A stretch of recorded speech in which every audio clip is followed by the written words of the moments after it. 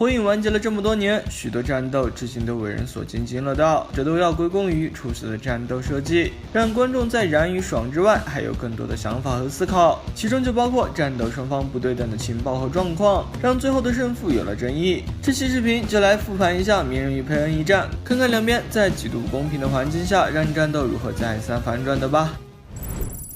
先看两边的配置，天道刚放完超神罗，能力还没有恢复，只能先倚仗其他几个佩恩来拖时间。长门也因过量的查克拉消耗，身体变虚。鸣人这边则是各种装备和 buff 都拉满了，别人用命换来的情报，鸣人直接用，没有任何试错成本。不过其中也有一些是无用情报和一眼就能看出来的情报。其次，深作和文太三兄弟都是芝麻仙人通灵过来的，鸣人要是自己通灵，怕是比自来也当初难度还要大。毕竟一个在大平地，一个在歪七扭八的下水道里。第三，事先有小蛤蟆通报，鸣人得以提前在妙木山备下2个仙术充电宝，来提升续航。吸取自然能量需要身体不动，换作是遭遇战的话是很难办到的。在如此有利的情况下，鸣人当然也很自信，他让纲手通知大家自己不需要任何援助。そうですね。战斗开始，先手的是修罗道和畜生道，也只有这2个佩恩有点输出。结果修罗道被螺旋丸锤爆，畜生道的3只通灵兽也被鸣人扔给了蛤蟆三兄弟。这下没啥输出能力的恶鬼道硬着头皮也要上，鸣人一击挖足手就秒了他。接着鸣人又扔出风遁螺旋手里剑，畜生道反应比较迟钝，躲不开。长门只好送掉人间道来保畜生道，但此时鸣人的仙人模式也快维持不住了，蛤蟆三兄弟也一直拿不下分裂狗，所以必须要先干掉畜生道，不然会打得没完没了。于是芝麻仙人用仙法风遁吹去沙尘来干扰轮回眼的视线，又令文太吞下畜生道和鸣人，让畜生道丢失视野。鸣人凭着感知能力定位畜生道，直接2个丸子带走。长门一脸懵逼，完全状况外。鸣人这3两下的功夫就清掉了4个佩恩，也难怪有不少人说6个佩恩5个上人实力。这时鸣人的仙术查克拉耗尽变回了常态，见此天道趁机自己上，然而并没有打出优势。很快鸣人又续上了仙人模式，反手拍断了黑棒，踢飞了天道，扔出第2发螺旋手里剑，但却被地狱道复活的恶鬼道吸收。于是鸣人的目标又转向了地狱道，鸣人扔出烟雾弹掩护螺旋手里剑，恶鬼道二话不说直接开吸。可这发螺旋手里剑是鸣人变的，鸣人便顺势扑倒恶鬼道，并蒙住了他的眼睛。这样一来，后面正常的螺旋手里剑就不会被吸收了。可这时天道恢复了能力，一发神罗弹开了攻击。只可惜这是鸣人的连环计，鸣人趁着烟尘跳到了上方，并绕后干掉了后方的地狱道。虽说轮回眼共享视觉，可长门却一直让这3个佩恩盯着一个方向看，那有什么意义呢？现在就只剩下了一个天道，可神罗天真并不好对付。阔鱼告诉鸣人可以抓住神罗5秒 CP 的空隙来攻击，圣座也准备用幻术来帮鸣人制造机会。但蛤蟆灵场不仅乐章长，消耗的仙术查克拉量也非常大，需要很长的时间来准备，也需要有人来掩护。可鸣人现在的仙人模式撑不过5分钟，充电宝又只剩1个了，还无法再分出影分身去制造仙术查克拉。总之这个战术的操作难度很大。这时天道清理掉了3只蛤蟆，用万象天影把鸣人扔给了恶鬼道。2位仙人在积攒仙术查克拉没法动，好在人柱力必须活捉，恶鬼道只好先吸收鸣人的查克拉。结果鸣人疯狂吸收自然能量，致使恶鬼道变成石蛙，也拖够了时间。2位仙人终于积攒了仙术查克拉，开始准备唱歌了。但神座却被佩恩给吸走捅死了。由此可以看出，蛤蟆灵场知道虽强，但前摇实在是太长了，实战中用不用得出来，要打很大一个问号。接着鸣人也被佩恩吸过去，插倒在了地上。战前鸣人自己逞能，不让别人帮他，现在没人管他，也怨不得别人。鸣人试图嘴遁佩恩，结果长门的童年比他还惨，直接把鸣人给怼了回去，甚至把鸣人的意志都说消沉了。到这里，第1阶段的战斗就结束了。鸣人虽然一身外挂，也打出了很多很秀的操作，但在绝对的实力面前也无济于事。恢复能力的天道拉下鸣人简直不要太轻松，要不是鸣人是人柱力，需要活捉，鸣人已经被佩恩弄死2次了。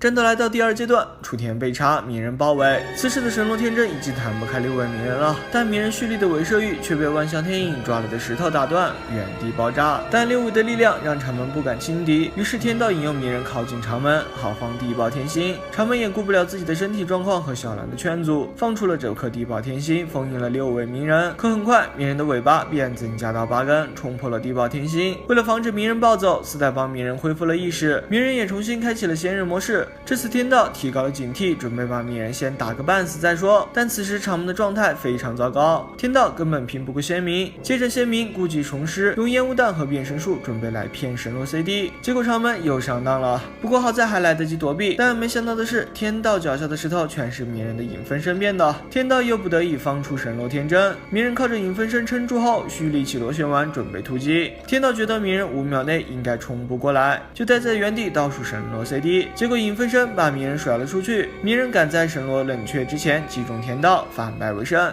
这场战斗虽然最后是鸣人赢了，但很来说赢得很光彩。鸣人前期的高光全在打武道，天道一恢复立马就嗝屁了。后期场门放往地堡天星后大残，鸣人却在水门的帮助下满血复活，占尽了便宜。可见这一时期的鸣人即便掌握了仙人模式，硬实力还是差了佩恩一大截。不过场门的高光也全在硬实力层面，战斗之上真心不咋地。鸣人埋的每一个坑，场门都能精准的踩进去，同样的战术都能上当2次。后面被绘图后，场门用神罗弹起拉比短刀，飞天后挂机看戏，也能佐证场门绝非头脑派。或许场门在粉丝手操的情况下是有极高的上限，但你能想到的操作，场门本人不一定想得到哦。手操最忌讳的就是强行给角色增加智商。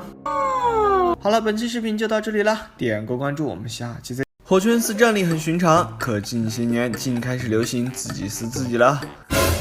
什么博人传佐助 vs 中岩谷佐助，重离子鸣人 vs 六道鸣人，圣前班 vs 绘图班，慈贤 vs 一世，连长门和佩恩六道也会被拉来一较高下。两边虽都是同一人，但吃的 buff 不同，战斗经验和身体状态也不一样，所以实力肯定也会有差别。那么本期视频就先来聊聊长门和佩恩六道的实力。那么点个关注，开始本期视频吧。长门原是千手一族的远亲，漩涡一族的后裔，拥有顽强的生命力和充沛的查格拉。宇智波斑也正是看中了长门这一点，才会在长门年幼时将自己的轮回眼移植到了他身上，盼着日后长门能用轮回天生复活自己。虽然拥有了轮回眼，但长门生性胆小懦弱，害怕使用这份力量会失控，所以在很长一段时间内不敢动用轮回眼。战斗一般只用自类野传说的基础忍术。这一时期的长门虽有了独当一面的实力，但并不能做到对普通忍者的碾压，甚至出现过2个龙套吓得他们3人钻地道的情况。但在小组织成立后，长门不忍见同伴一个一个丧命，才开始慢慢学着使用轮回眼的力量。从小兰的话中可以得知，在迷眼死之前，长门就曾用过外道魔像来作战，虽对身体有负担，但还在可承受的范围内。长门也没有被外道魔像榨干成排骨。迷眼死后，长门加快了轮回眼的开发，实力才逐渐定型。令各国都闻风丧胆的山椒鱼半藏，在长门面前也只是一碟小菜。自类也曾赞赏长门天赋过人，不仅学会了他教授的所有忍术，还掌握了6种查克拉性质的变化，并且还精通所有主流忍术。这些常人不可能办到的事，长门在10岁时就全部做到了。但比较遗憾的是，漫画里只向我们展示了长门的风遁烈风掌，所以每次提到武遁，大家首先想到的都是3代角度卡卡西他们，忘了长门其实也是武遁忍者。虽说这些主流的武遁忍术长门都会，但他对忍术的使用时机把握的却很一般，真的非常依赖轮回眼的力量，多次出现神罗弹飞镖这种操作，比如奇拉比从老远的地方扔一把短刀，他都要用神罗去弹。神罗5秒的 CD 这一情报就是这么给暴露出去的，而正当需要用到神罗的时候，他却不知道用，像是被天照烧着时他不放，被半藏的起爆炎阵包围时也不放，而是选择用恶鬼道的能力去吸收，结果就是双腿被无法吸收的起爆符炸废，并且长门还是个很偏执的人，在胜负已经很明显时，不惜自己被插成塞子，也要放出查克拉龙，结果半藏一个顺身就溜走了。纲手不赞同他的和平理念，就能气得长门破防，不惜缩短寿命去放超神罗天真，和鸣人打上头时也顾不得自己的身体状况，执意要放地堡天星。每次小兰都在旁边劝他，但每次长门都不听，但凡长门听劝点，也不至于坐轮椅啊。也因此，长门只好制作佩恩6道来代替自己行动。这些佩恩都是由实体制作而成，不会有痛感，但被重创时会丧失身体技能宕机。像是木叶丸刚学会的螺旋丸的强度就差不多能搞定。不过由于地狱道的存在，受伤的佩恩可以被修复或重做，非常赖皮。也因此，地狱道通常会被放置到队伍的最后排，被终点保护。在没有队友阵亡的情况下，地狱道最好不要上场。另外，地狱道召唤出的阎王没有实体，不和地狱道接触的话就开看不到，只有在他复活人时才会主动显形。第二个是人间道，他拥有读取记忆和抽取查克拉的能力，像金鹰这种上人级别的忍者，在被人间道扎到后会直接丧失行动能力，但对上金明这样的强者，控制效果就会变弱，需要拔河来抽取。虽然人间道的能力偏辅助，但长门却喜欢拿他当前排，经常让人间道去近身强攻，结果就是被自来也一脚踢下。佩恩六道中的另一个前排是修罗道，他身上配备的各式冷兵器和热武器，在与自来也和卡卡西一战中表现亮眼，但最后被鲜明一发螺旋丸带走。第四个佩恩是出生道，拿手绝活是通灵术，其中犀牛、斗牛、蜈蚣这三只比较呆板，主要靠冲撞攻击，没啥特别的能力。小樱能一拳一个，其他的像尖嘴鸟能载人飞行，可用来弥补长门行动力差的短板。变色龙可以隐身，连精明的恶意感知都无法察觉。螃蟹则是可以吐泡泡来刮油，这三只都有一定的战略价值。不过最难缠的当属分裂狗，它不仅耐造，手击后还会分裂，连精明都拿它没办法。听着这类持续伤害的技能和封印术能很好的克制分裂狗，或者你可以直接去攻击出神道本人。另外出神道的手速非常快，召唤通灵兽几乎没前摇。自来也称先发毛针千本是他攻击速度最快的忍术，但出神道依然来得及通灵熊猫出来防御。第五个是主打防御的恶鬼道，他拥有吸收查克拉和忍术的能力，但长门本身不具备控制自然能量的能力，吸收过多的仙术查克拉会被石化。同时恶鬼道也非常不擅长应付物理攻击，曾被牙的妈妈吓到躲在墙角不敢动，鸣人一发挖足手就能直接把恶鬼道打宕机。这5个佩恩单项能力虽突出，但短板也很明显，他们一般都充当天道的辅助，单体天道自身就有远超他们的实力。小神罗、弹飞、卡卡西丁做一众上人，稍大一点的能瞬秒3只大蛤蟆，配合万象天影轻松压制北西的先民。对付6尾化的鸣人，普通的神罗开始无效，但地爆天星却可以。长门在状态不佳的情况下放出的地爆天星，需要鸣人8尾化后才能挣脱。状态好时放的地爆天星需要8尾的尾兽玉加上鸣人的螺旋手里剑加绘图佑的8板勾玉合力才能破解，所以想碰瓷长门先过地爆天星。那么问题来了，既然长门的几个大招佩恩6道基本都能放，那么长门和佩恩6道哪个更强呢？我们都知道长门是在双腿废了后才慢慢摸透了轮回眼的能力的，所以不存在既健康又能熟练使用轮回眼能力的长门。一般我们都会取剥掉绘图 buff 的绘图红发长门来定义长门的巅峰实力，可即便如此，长门依旧有行动不便这一短板，并且绘图长门只有1个人，视野范围会比佩恩6个人小得多，加之佩恩6个人各自独立，可以同时发动6种能力，长门却可能会出现手不够用的情况，只能按顺序依次发动忍术。最大的问题是，要是长门本体被击杀或封印，就直接GG，没有地狱道来帮忙兜底。可能就是考虑到了这点，长门才会把这6种能力分配给6个佩恩，而不是全都集中在天道1个人身上。但是跟绘图长门和佩恩都交手过的鸣人表示，由长门本人操控，力量与行动力都要强于佩恩，并且碍于都当时不清楚长门的所有能力，没有达到长门的实力上限，像是战斗都进行到了大后期，都才想起长门还有地爆天星这么一个技能，并且都自始至终都不知道长门有感知能力，被指没能发挥出长门的全部实力。但同样长门也被指战斗智商一般，除了先前说的长门喜欢用神罗弹苦无，容易被骗到外，你还会发现但凡对方略施小计，长门必定会中招，像是自来也用大眼蛋屏蔽恶鬼道的视觉，趁机捕捉2道，木叶丸用影分身当诱饵带走地狱道，卡卡西用雷顿影分身给丁作父子制造输出机会，文太吞下出生道让他丢视野，鸣人用变身术骗恶鬼道吸忍术，骗神罗 CD， 天道误判鸣人5秒内无法晋升，就待在原地不动等等，这都很难让人相信长门是个头脑派。这可能就是因为长门的实力太过强大，先前无脑的碾压局打得太多了导致的吧。最后实力定位，长门、佩恩6道都是超影，同级就没必要再分个高低了吧。这期视频来聊聊博人传时期的10位小强，同时也预测一下他们在即将到来的青年篇里会有何表现。佐伦娜是一位很神奇的角色，一边让人觉得她存在感低的像路人，可一边关于她的讨论又好像没断过。从最早的长相神似香菱，被指不是小樱亲生，颜值太低，被嘲没继承佐助的优质基因，性别为女，断了宇智波家的香火，再到开启写轮眼胎儿系，升级万花筒毁设定等等，明明自身没啥黑点，却总能被莫名其妙的卷入舆论的漩涡中。近期日本化的青年佐伦娜造型曝光后，又引来一片哗然，项圈、耳环、强、抹凶这些元素集中在16岁的佐良娜身上是那么违和。我都能想象佐良娜的下半身一定是露着肚脐，穿着超短裙，踩着高跟鞋的吧。而大家诟病许久的眼镜却没人摘掉，毫无美感的发型还变得更短了，满满的铁 T 即视感。我就问佐助，你再见到你女儿，叫不叫得出口小花生？在动画里，佐良娜是个三观正到被调侃不像是宇智波家的人，小年纪就已经在买菜做饭、操持家务了，生活和学习从没让父母操心过。怪力、幻术、火遁、雷遁，手里剑术全面开花，比这完全不输同期佐助的实力。年仅12岁就觉醒了万花筒写轮眼，成为开启万花筒最早的宇智波族人，这也让佐良娜与波人川木在实力上的差距没那么大了。现在就盼着作者能给佐良娜的万花筒安排一个牛逼点的能力，不至于进入青年篇后也没法插手波人和川木的战斗。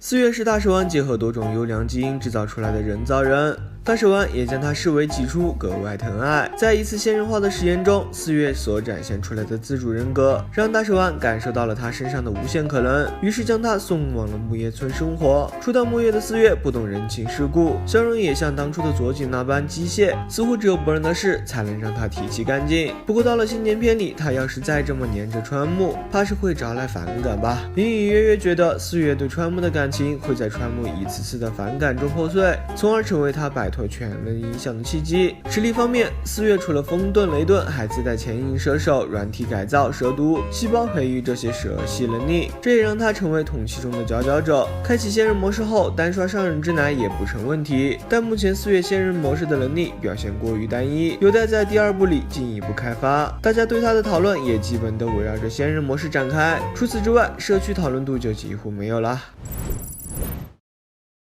小葵是小博人2岁的妹妹，目前还没有系统学习过战斗技巧，并不是忍者，一般就跟着雏田出现在一些日常剧情里。在一次与博人争抢玩具熊的过程中，小葵觉醒了白眼的能力，并在无意时间学会了日向一族的点穴，一击下去连鸣人都要躺半天，足见天赋了得。在漫画第77话中，迪蒙从小葵身上感受到了强大的压迫感，为小葵日后能力的觉醒埋下伏笔。我猜测小葵未来的能力会围绕着白眼来设计，白眼更多的能力可能需要通过小葵来解锁。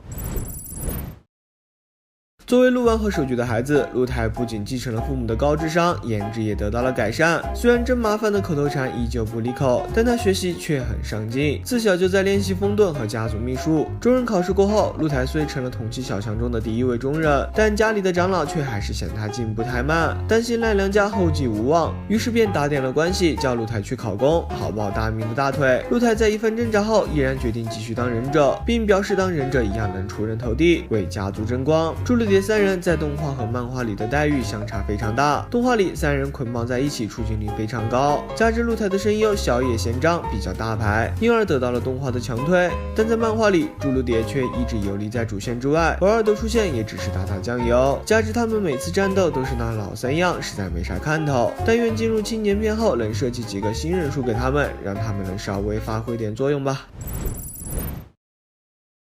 金正虽然是山中家的人，但早在幼年时就对画画产生了浓厚兴趣，便先跟着佐井学起了超兽尾画。但他嫌弃佐井的画风太过时了，便结合了当下流行的元素，创造了超兽系画现代。相反，他对家族秘术的学习却不怎么上心，于是又菜又自大的他在中忍考试上栽了跟头，深受打击。后来看到井野认真工作的样子，又帅又飒，还受到大家的尊敬，顿时心生愧疚，开始认真精进忍术。进入青年篇后，金正有望成为集攻击、控制、感知、通讯、医疗、谍报于一体的全能忍者，也和井野一样的工具人定位发挥作用。另外，小强们身上的设计元素都是岸本从他们父母身上东拼西凑过来的，导致他们个人的特色不足。但从艾达考的还有佐良娜的新造型看来，青年篇的角色设计可能会由池本主导，以现代元素为主，这可能会更适合井正一些。我一直觉得井正应该是个花美男，但岸本这版的设计有点土。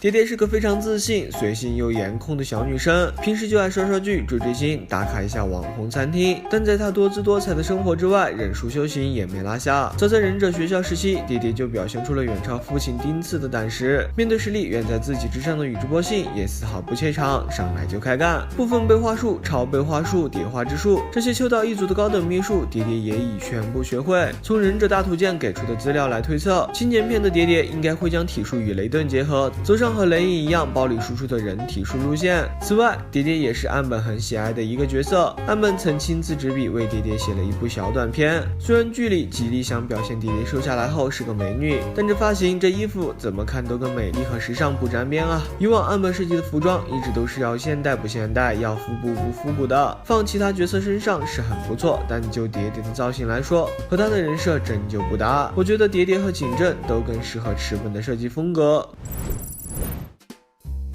梅塔尔里的设定似乎都是在和他爸对着干。洛克里 Rock 是岩石，梅塔尔里 Metal 是金属，小李是社牛，性格张扬，梅塔尔里是社恐，容易紧张。梅塔尔里走的也是八门遁甲这条路线，伦理与之前的小李、凯、戴三人高度重合，也就没必要再浪费笔墨去刻画了。所以即便他和博人是同学，也没能凑到多少戏份，甚至连动画组都放弃了他，宁愿去捧更有特色的原创角色。他在青年篇里估计还是个打酱油的，不会有什么改变。造型的话，可能给他套个木叶马甲就完事了。简仅是博人在忍者学校时的班长，因为他的名字比较难念，打字也要找半天，所以一般都叫他班长。他的父亲曾是根组织的成员，团庄的拥趸，对木叶充满了仇恨，于是便培养了班长，企图摧毁木叶。最终班长在博人的帮助下放下了仇恨，开启了新的人生，同时还喜欢上了博人。中忍考试失利后不久，班长便申请加入了科学忍剧班，成为了方柱博士的助手。这个明智的决定也为他在漫画中争取到了不少戏份。在少年篇的最后，他和佐良拉为被爱戴的全人改写认知，有望在青年篇中成为对付川木的重要一员。川木原是可组织的首领慈贤，买来用作转世的容器，后让阿茂都放跑，被鸣人收养，并在鸣人的关爱下逐渐变成鸣人的独尾。在鸣人失去九喇嘛实力骤降后，川木深恐考德会向鸣人复仇，也害怕逃逝会伤害到鸣人，于是将鸣楚夫妇暂时封印进了大黑天之中，并发誓要杀光所有大筒木。这种黑天难藏泪，入目皆是鸣的畸形的爱，甚至让川木对博人起了杀心。事情败露后，艾达为帮川木脱困，发动神术全能，互换了川木和博人的身份。现在川木以火影之子漩涡川木的身份继续留在木叶村。过不了多久，大筒木一世的能力将在川木身上全部解冻，届时整个忍界都没几个忍者能与之抗衡。博人传青年篇势必将迎来新一轮的战力膨胀。最后就是我们的第一主角漩涡博人。博人完美继承了父母的优点，融合了他们高贵的血统，被官方称之为神童。博人不仅是和鸣人一样的实践派，理论知识也掌握得非常扎实。在忍者学校时期各科全能，被卡卡西评价为已有中忍级别的实力。毕业后，博人又迅速学会了鸣人的几个招牌技能，并在螺旋丸的基础上开发了消失的螺旋丸，后又接连掌握了风、水、雷三种查克拉变化。唯一的短板就是查克拉不够多，不足以支撑他使用大范围忍术，只有等博人能完美驾驭逃世的能力，学会高皇产灵尊，就不怕放不了大型 AOE 了。此外，博人在开篇就展现过的镜眼，也将成为日后对付川木和考德的关键。目前只知道镜眼具备时空间系的能力，还需等进入新年篇才能揭晓。博人从登场至今，风评经历了过山车般的起伏。早期顶撞父母，考试作弊，在观众看来顶多是个心智不成熟的熊孩子，但后来受到博人传原创剧情的迫害，缺点被无限放大，一度到了人人喊打的地步。最后凭借自我牺牲的觉悟和不服输的志气，逐渐挽回了观众的印象。现在博人跟着佐助开始了3年的修行之旅，愿他归来之时能有更强大的内心，夺回原本属于自己的一切。好了，本期视频就到这里了，我是知居知居，点个关注，我们下期再见，拜拜。俗话说，留着青山在，不怕没柴烧。只要能苟住性命，就不怕日后没有翻身的机会。这句话拿来形容鬼教，实在贴切不过了。谁能想到，当初那个被自来也吓尿的鼬的跟班，能随着版本更迭，享尽红利，一步步变强。如今已经有不少战力党开始把鬼教划入和自来也同级的强硬行列了。加之近些年来飞剑的海遁、洋遁被打假，又让鬼教重新夺回了最强水遁忍者的宝座。更让人没想到的是，鬼教还从近期的水门传中喝到了汤，身价再次上涨。潮水退去，谁是小虾米，谁是大鲨鱼，已经显而易见。那么本期视频我们就来回顾一下鬼叫的变强之路，看看他是如何从精英上人一步步向强硬行列迈进的吧。鬼叫作为最早登场的小组织成员，却没有撑起小的逼格。如果光看鬼叫的表现，你要是跟我说小是个多牛逼的组织的话，反正我是不会信的。和阿斯玛的短暂交手，没占到什么便宜不说，还中了红的幻术。看见3人之一的自来也，吓得拔腿就跑。要不是佑的天照开动，鬼叫大概率就交代在这里了。鬼叫也很有自知之明，认为自己和自来也的实力相差巨大。佑也表示，以鬼叫的实力，只会和卡卡西打个没完没了。所以这一时期的鬼叫撑死也就和卡卡西一样的精英上人水平。鬼叫的相转分身拥有鬼叫本体1/3的查克拉，照理说实力和忍术强度会受到限制，可这只是针对像佑这样查克拉量少的忍者而已。对号称无为尾兽的鬼叫来说，其实影响并不大，毕竟分给相转分身的查克拉也不一定用得完。宁次也表示，相转分身鬼叫的查克拉量是他见过除鸣人外最多的，所以我们可以把相转分身看作是鬼叫本体。战斗刚开始，鬼叫就在戈壁滩发动爆水冲波，制造出了大片水域。虽说环境会影响到战斗的公平性，但要是这个地利是自己创造的，那就不存在公平不公平的问题了。在零次小李天天先后落了一手后，鬼叫立马就用水分身加水牢困住了3人，和凯形成了1v1的局面。只可惜50角拼不过6门凯，水域被蒸发掉后，鬼叫便惨死在招孔穴之下。这接连的落败让本就没啥逼格的鬼叫更加没眼看了，特别是在这一时期的蝎和迪达拉的衬托下，鬼叫自然就被划入了最弱小成员的行列。但是人是会成长的，一直揪着人家过往的某个时期使精彩是没有意义的。当版本更新后，之前的黑历史就没有多大参考价值了。鬼叫很快便迎来了他的逆袭之战，单刷4位人助力。这场战斗的过程在漫画里并没有被画出来，动画里也只是简单的补了几个镜头。总之就是鬼叫利用属性优势拿下了老子，连交际上的绷带都还没有拆开，可以想见鬼叫赢得非常轻松。这场战斗搁以前本掀不起什么波澜，但放在现在那可就不一样了。岸本在近期发表的水门传里给老子打了个补丁，原来老子在年轻的时候就已经是能够操控尾兽之力、发射尾兽域的优秀人助力了。加强了老子，那不就等于变相加强了打败老子的鬼叫了吗？更讽刺的是，以前把鬼叫吓跑的自来也，在面对尾兽域时竟束手无策，就连这一时期的水门，除了用飞雷神自爆，也拿尾兽域没办法。这一下子就让鬼叫单刷老子的战绩变得非常有含金量了。